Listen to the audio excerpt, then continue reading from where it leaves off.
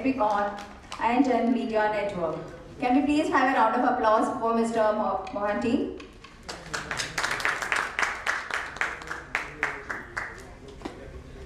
Analyst for the day, for the second half of the day is Mr. Neenad Raje, Director and CIO of HealthAssure.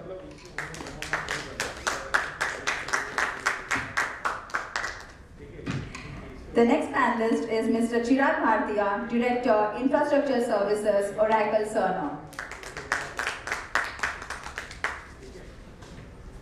Last but not the least, Mr. Rajesh Panchal, Head of IT, INOX Air Products.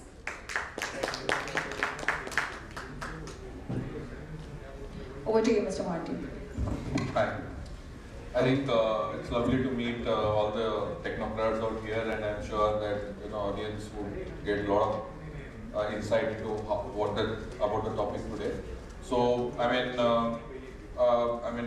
we have Neenad here, then we have Chirag and Mr. Rajesh also out here. So we're talking about hyperconverged infrastructure. So what do we mean by that? I think decoding the definition itself is the first level of discussion that we are going to have.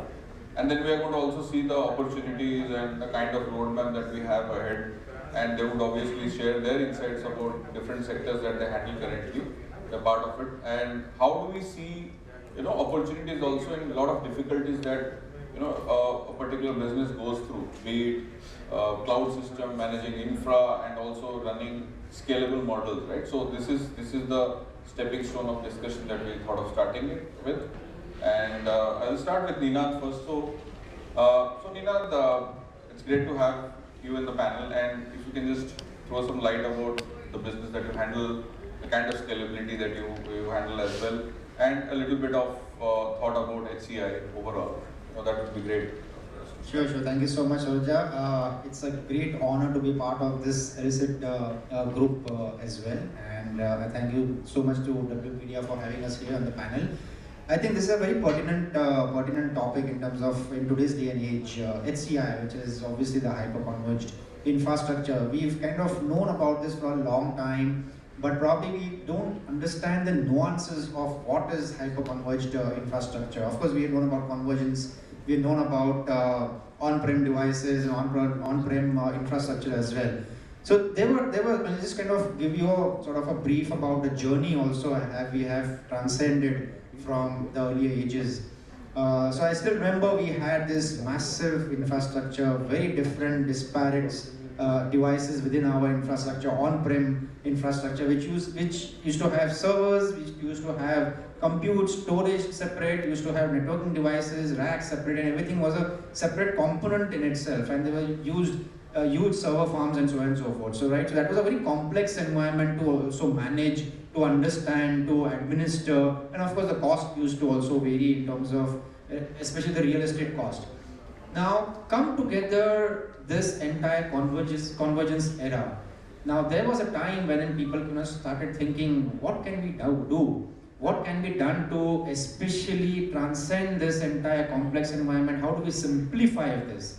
And that's where this entire era of convergence and further on hyperconvergence came into picture. So as loosely mentioned, hyperconverged infrastructure, in fact it means that it simplifies the entire IT infrastructure within three varied components. It comes all together, one is the compute, the other is the storage, and the third one is obviously the networking component of it. And add to that, on top of it, it's the management of this entire piece. So collectively, it's called the hyperconverged infrastructure, right? So that is something which we need to kind of think about.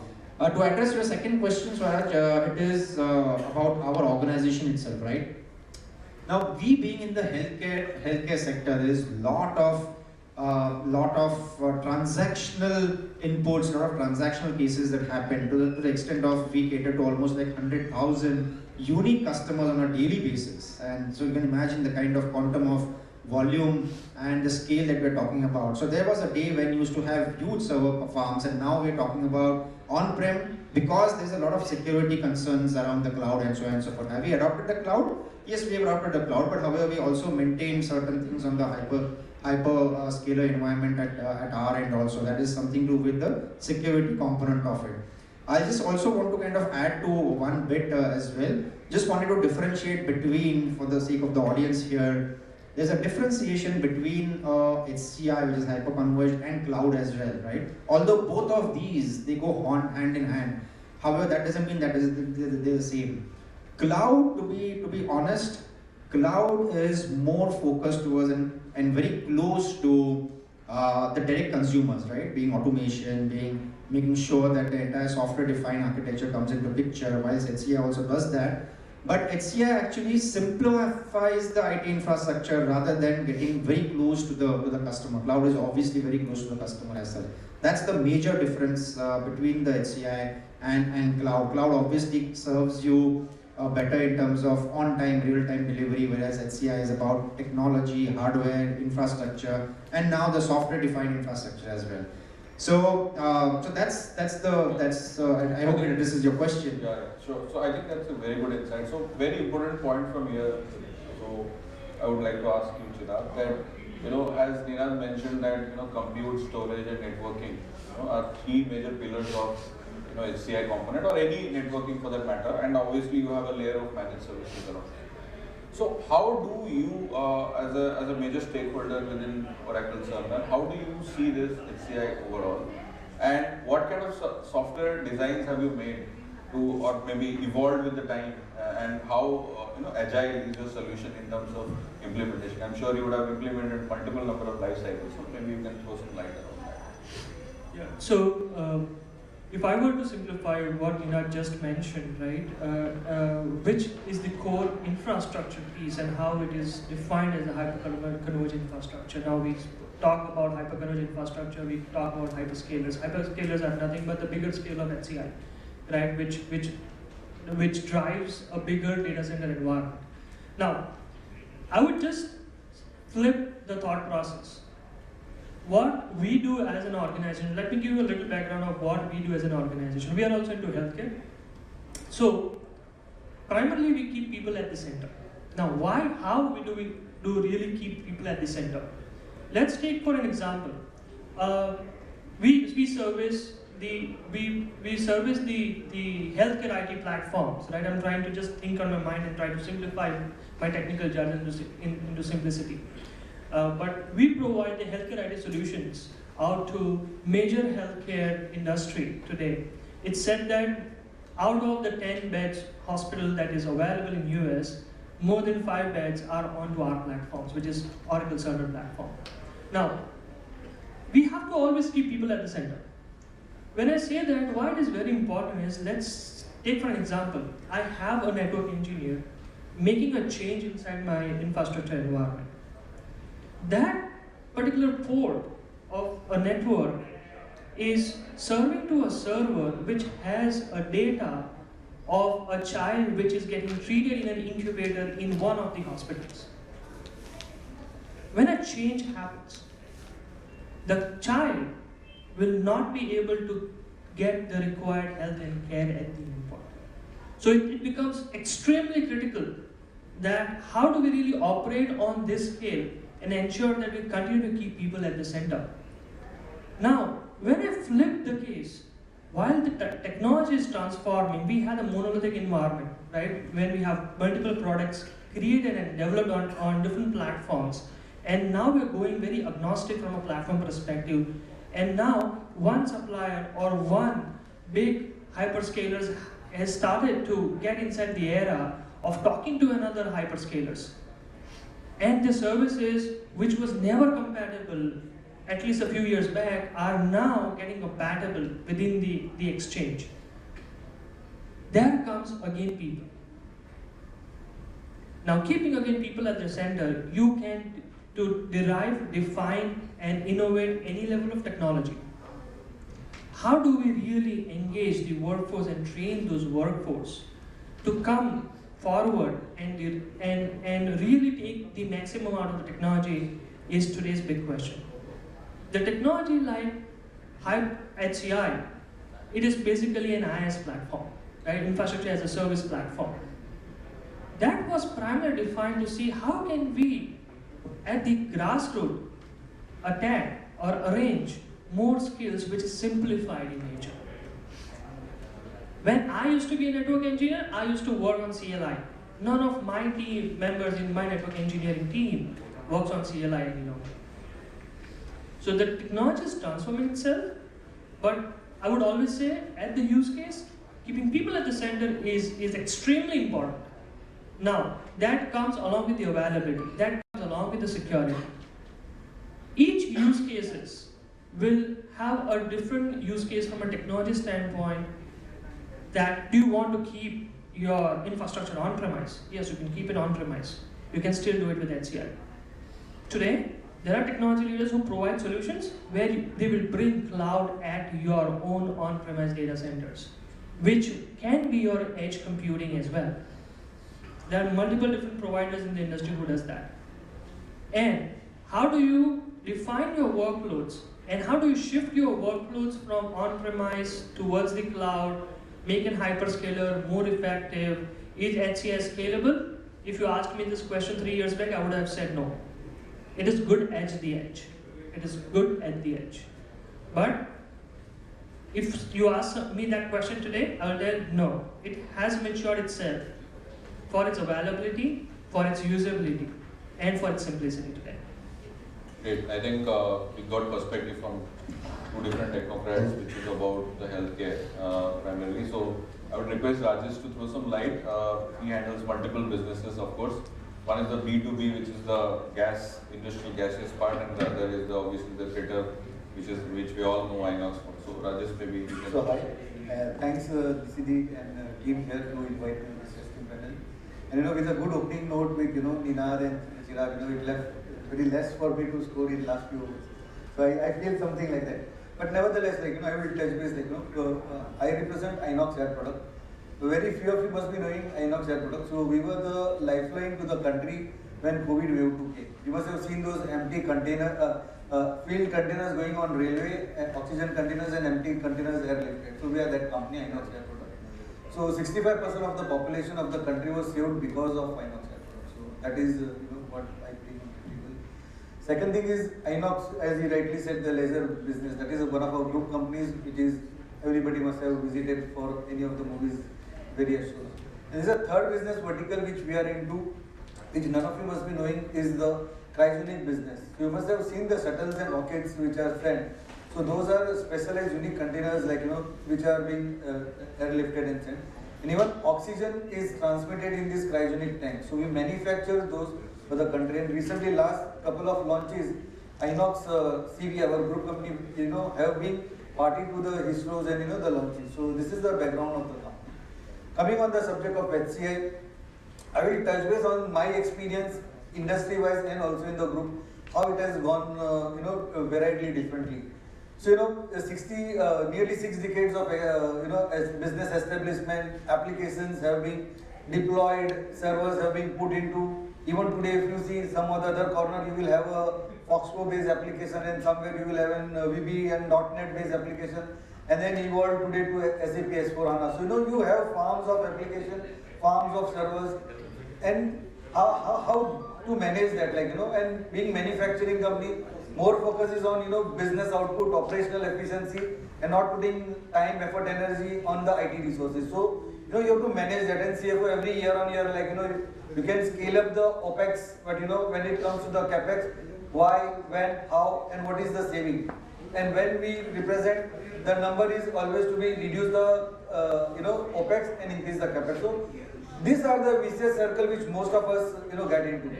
So HCI, which I have seen in last couple of years and today, it has evolved. It has evolved as a journey. As Ninar and Chirag rightly explain you the architectural part, I will put you on the deployment part, the business concern challenge and IT easiness. When I say IT easiness, if the IT resource, the IT team member is comfort, he will give that comfort to the business. Business wants everything on the fly. Business wants everything quick. Even every transactions, what they do, they want it fast. This is the core requirement, and Chirag rightly said, keeping the user in the center, the business user. Similarly, for all of us, for us, internal customers are the key, then the partners and the external customer. So, to make this business, just imagine if I have got 5 vertical, 5 hardware, 5 software, 5 network infrastructure and 5 storages. how those clicks will impact and replicate, and how much time it will take. But today the solutions have evolved. HCI have taken up a lead. Earlier the adoption was nearly 3 to 5%, 10%, 20%. Today I believe as a country we have at least deployed 30-32% of the organizations have adopted HCI. And as a global business, when I see some reports, it is like 7.5 billion has been spent on HCI. This is December 2021. And by 2030 it is expected to grow up to 25 billion. That's a huge leap. So this is something which I would like to leave a thought. These are the inputs from my side. Thank you. I think great insight, Rajesh, on that. So just to start with you, now I think you touched upon a very crucial point that India is adopting HCI as a mode of scaling of the infra. But can you just throw some light in terms of pragmatic, proof of concept or a foolproof implementation? Do we really see happening with SME, large-scale organization, really, or still there is a good amount of innovation which is in the mind of the technology community or with the implementers to see, okay, should we go on a private cloud, should we go on a public cloud, and then leave the HCI part, because who is going to manage the phygital part, sort of swinging between the cloud and as well as the physical. So there still remains a devil in the mind that whether we should move fully into the cloud or then again take HCI. Maybe you can give some insights on that. So a very good question. In fact, that was something back of my mind, and you have put it on the forefront. So basically, technologies and solutions are available. It necessarily doesn't mean every business, every organization, let it be a big one or a SME is like to go for it, or a medium-sized organization. It is basically the need of the hour and need of the business. So first thing is you need to identify what is the need. Once you get the need, how are you going to attempt? It may not necessarily an HCI. It can be an hyperconverged solution or a hybrid solution, can also be an option. So when we speak on this solution, you as an organization has to decide that as an IT head or as a CIO, what is that you need to give to your business.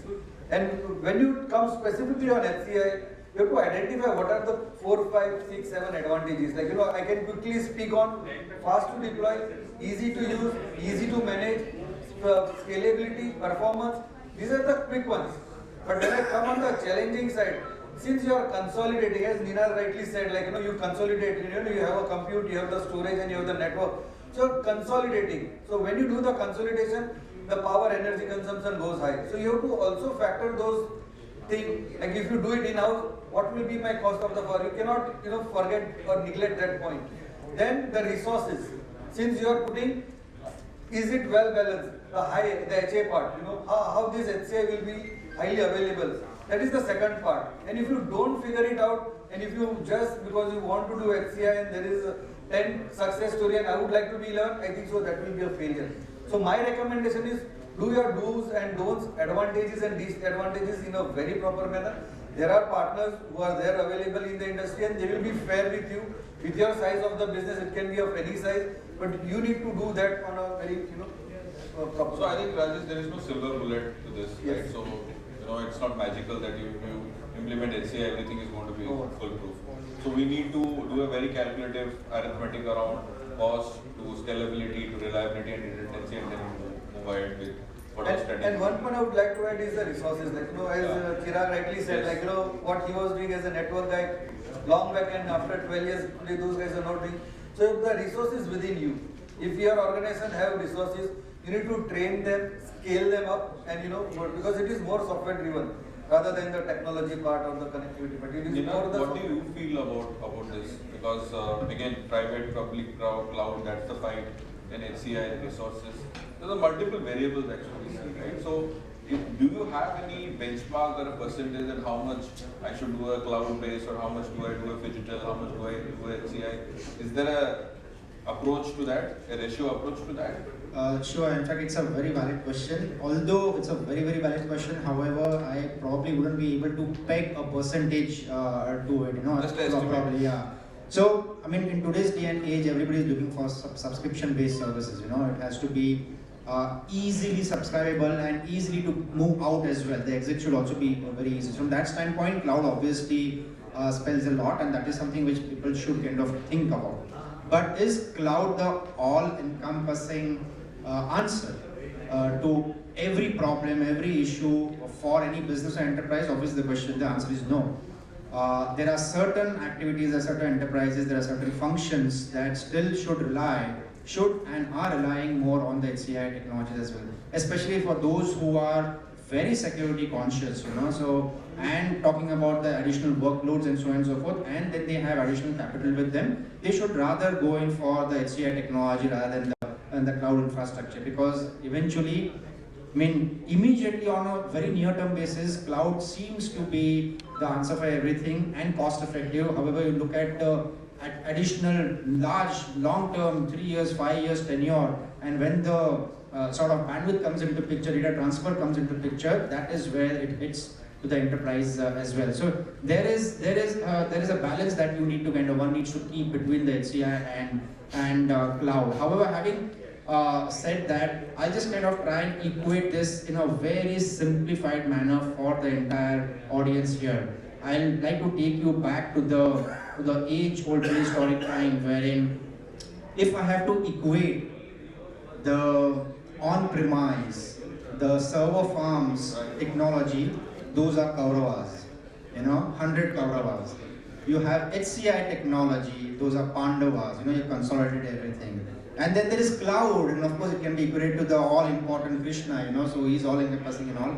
So easily, I just wanted to equate it for those people who are very keen to know what exactly it is. So it is Kauravas, it is Pandavas, and then you have the Krishna coming there. Having said that, it is obviously very true. It has to be dependent on basis on the enterprise, their needs and requirements. Even before getting into the computing and calculations, you have to understand and determine what does the enterprise need. What are you looking for as far as your transformation is concerned? Do we still stick with the server farms? Do you want to get into the HCI technology? Do you really want to migrate to cloud? And within cloud, do you want to migrate to a hybrid cloud, public cloud, or your private cloud as such? And the answer could be any of these. However, personally, from my organizational industry standpoint, I would rather go in for a hybrid cloud sort of equation. The reason behind this is the public cloud gives us the hyperscaler, the scalability, the reliability, and all the other benefits of performance and so on and so forth. Ease of management, as Rajesh mentioned, a single pane of glass, that is something which you get from administration standpoint. And of course, there is a transparency in terms of costs which are concerned, because I get the bill appropriately and I can see that the finance guys are also happy about it, right? Because they can see visibility. Versus that you have hyperconverged infrastructure, you still have a lot of components which are probably dicey, You probably there are hidden costs also, power consumption comes into picture as well. Probably people might think that, when I consolidate everything into HCI technology, the power might go down, the bills might go down. Yes, it can reduce the cost, but your power bills may go up depending on your compute, because suddenly you have a lot of workloads in a HCI technology infrastructure, right? So that is something which we really need to be mindful whilst taking a call or a decision between HCI, between a cloud or a hybrid or a private or public cloud. But personally, in my opinion, for our kind of industry, we'll rather go in for a hybrid cloud. I think that's a very good point. I think your illustration was also very surreal, and then we could relate to it. All this discussion, obviously what is more important that you touched upon is the finance part, right? The cost effectiveness that we talk about. So, as per you, what do you feel are the 3 or 4 drivers to have a very cost effective yet very scalable and a very effective system, infra system? Now, HCI of course gives you all the flexibility in terms of the technical part, but when you are doing multiple projects and running across multiple geographies, what are you seeing and how the finances really work, and in terms of an overview, how we have sort of come up in the challenges and then resolve those? Maybe 2-3 examples around that. Sure. I think this particular question is a driver for a lot of us in the room today. I would start from a very basic design thinking, right? When I go through that process of defining what kind of platforms do I really choose for what use cases, it's very basic that I go with a very basic design thinking. Let's take an example. I want to deploy a data protection solution. Do I really need an HCI? Probably the answer is no. If I'm looking for a very data intensive or transactional in nature solution, where my data do an egress and ingress very actively, do I want to put petabytes of data on the cloud? Maybe no. Right? So this kind of, and if I were to use a lot of compute, for example, for my regression testing solutions, I need a lot of compute. Do I host the entire compute systems onto my on-premise? Maybe no. So this is a very basic design thinking that should come into the picture before making your data center more fashionable, I would say, right? Technologies are very attractive and it becomes very fashionable as and when before you really try to derive the use case. So design thinking is the first level. Second level is what type of workloads that you're going to run on that particular equation of the infrastructure is very important. When, for example, I had a developers community, right? And my developers community, when my solutions are all hosted overseas, it will definitely hit by the latency. So the tools that they were using was getting a delayed time. Would I want to put an edge solution just for 5 developers? No, right? But for 2,000 developers, if I save 5 minutes per developer per day, it's a huge gain, right? So now you have to put the people usage and persona, right? What is the industry term that you say is persona? Put the persona on top of your design thinking and then see how much ROI will you be able to show back to your finance that this was the technology that I've bought it, this is the use that I've created, and this is the benefits that I've gained back, right? And on top of that is the sustainability. There are multiple different companies and technologies that that would bring in different level of technologies. And again, coming back to the skill sets, right? What is your appetite to bring in what type of skills within your organization to manage those particular services?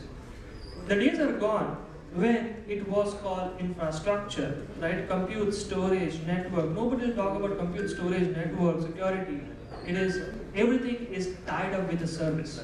And when you say service, people becomes a very integral part of it, right? Just that I mentioned in the first section. So just try to look into all this. There's 3 levels of horizon.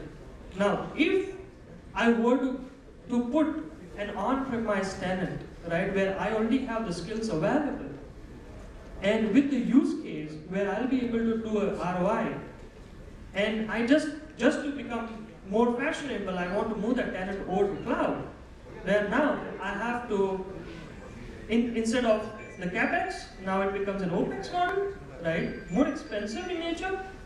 Now I don't have a cloud engineer. Right.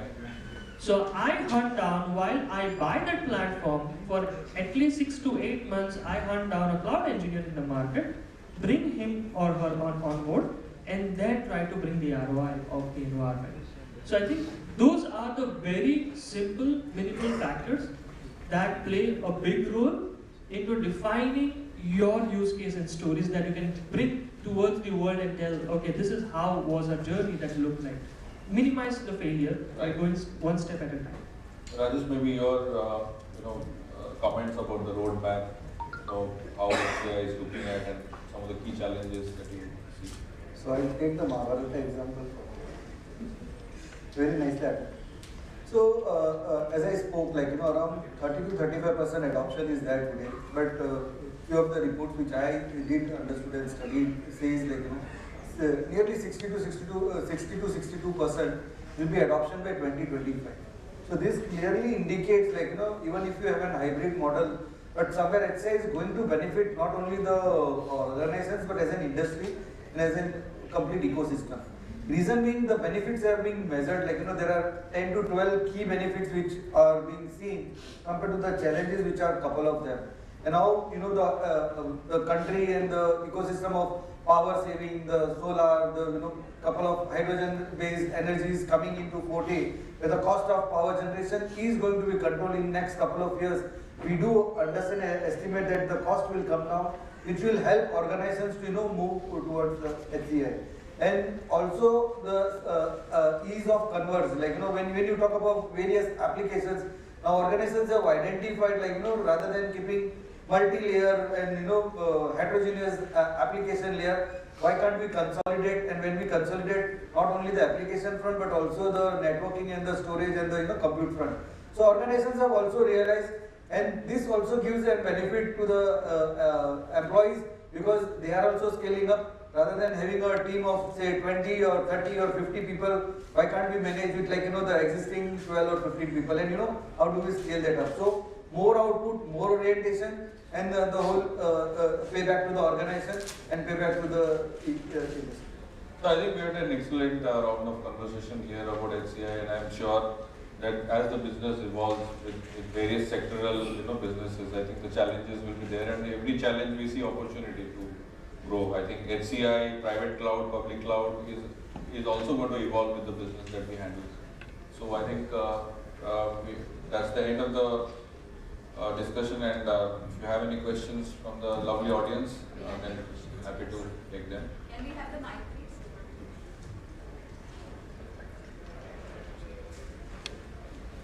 Hi, it was an excellent session. Thanks for that. So I just want to have a quick query on the data. Okay, so data is the base for, as the technology grows and different tools and products that we're using, it's for protecting the data. So as we are migrating the data to the cloud, slowly all the organizations are adapting to it. How do you think HCI will help in protecting the data, and what do you have the roadmap or which is in the development stage to strengthen the controls? Yeah, so very good question. Now, when it just like how Vinod mentioned, right? If you're talking about on-premise or cloud, HCI can happen anywhere. Okay, so when you're looking at the data protection, either on-premise or cloud, it's very important, right? We always have to have a security thinking before we take that particular step. If you look at, so there was one example, I just recollected this. I went to one of the conferences and a wonderful speaker were talking about this. We always think that the most secured industry amongst us is the defense industry. If you go and look back, they haven't moved to cloud. You go to any part of the world. Does that make cloud unsecured? The answer is no. Right? It depends on what kind of data that you're talking about and what security parameter and provisions that you put against the data is very important. Now, security is something that you can put a protection and fences at any provision, but nobody in the world is secure. Right? You can only put at least as much parameters, right, towards this data security. Now, how do we really keep that more stringent, right, when we believe that data on my premise, either it can be on HCI or it might not be, right, on premise, or it can be, you can run HCI over the cloud platforms as well. Is it safe on premise more, and is it safe on the cloud more? I think it's very debatable in nature. Because when a ransomware attack happened, it didn't look for is your data hosted on cloud or on premise. It happened everywhere. And where it found and security holes, it picked up that and went in there. Right? So this is a little bit about how do we really look. Data governance is different. Data security is a different spectrum altogether. Sir, which three principles of HCI will be more sustainable for a longer time? Anybody? Okay. So, to be very precise, I would not say they are the principle, it is more of a design and architecture. I think so Chirag did touch based on that. So it is, you will have to decide what the requirement of the business is and how are you going to give the outcome. So when you are designing, the man really rightly, insightfully asked for the database. So more like, to reach the database, there are a couple of layers, like, so one is the key one is your security layer, then the network layer, and then the application, and then the data storage layer. So, so architecturing and designing is one of the key factors. In that 2-3 points, you need to highlight what is it you want. And today there are services which are available even on the security front. It is just not identifying but manageability. So those are also available, and you can have your hybrid vis-a-vis converged infrastructure also very well securely managed by a party or within your team, and there are products and solutions available. So to answer in nutshell 1, 2, 3, definitely the availability. Second is the design architecture, and there is the security and protection aspect with performance as the fourth. Thank you, sir. We can take one more question. Do we have? Yeah.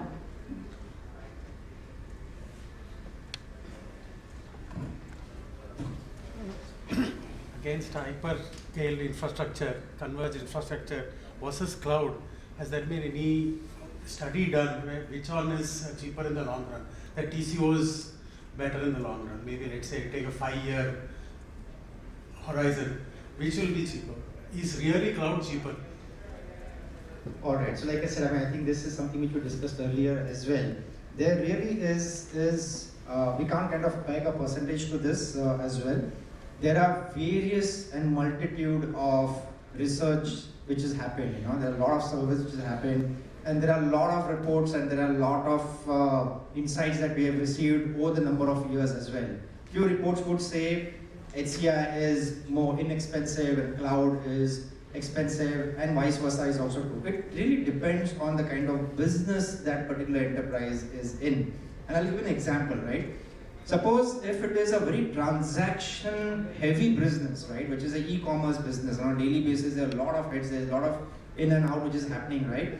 Then it makes sense for, and this is just an example I'm kind of giving, you don't kind of peg it into something which is like really, really happening. However, from the e-commerce standpoint, because of the consumer experience and all, it is but natural for everybody to go into the cloud environment as well, because it's easy to perform, easy for administering, and so on and so forth. That doesn't mean that it's inexpensive. Yes, it will be expensive for the simple reason that data transfer is chargeable in case of cloud, and over the number of years, for a long term, it becomes expensive for sure. The recent times earlier, when you're trying to get into cloud, for the first year itself, because of very low capital cost, you might think, and somebody might think that, okay, this is really inexpensive, and this is like because it's an OPEX model. But over the number of years, it becomes more expensive as because it's a subscription model. Versus the HCI, for the same kind of an environment, you probably will have to let go of the performance, let go of the quick sort of and faster thinking and compute powers if you go in for HCI, but because it is being delivered by an on-prem device or on-prem environment rather than a cloud, always-on environment. So these are the kind of nuances that everybody has to kind of think of and take care of even before started thinking about computing and calculating the cost and the TCO and the ROI and so on and so forth.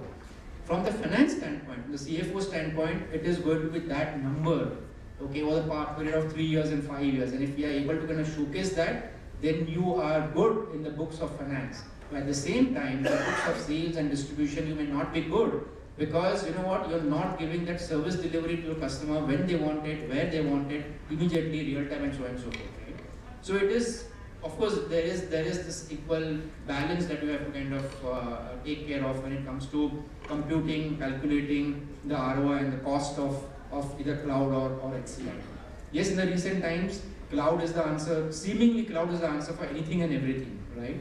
But I would really highly recommend that do a study of calculating it for 3-5 years and beyond that, rather than sort of limiting it to 1 or 2 years, because you're not going to get that understanding, that visibility for such a short period of time.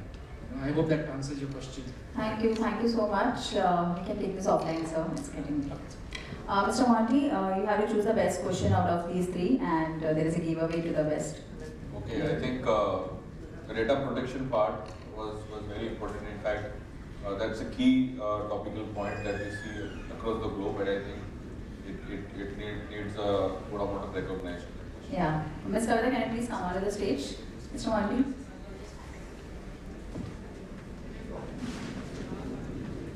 Can we have a round of applause, please?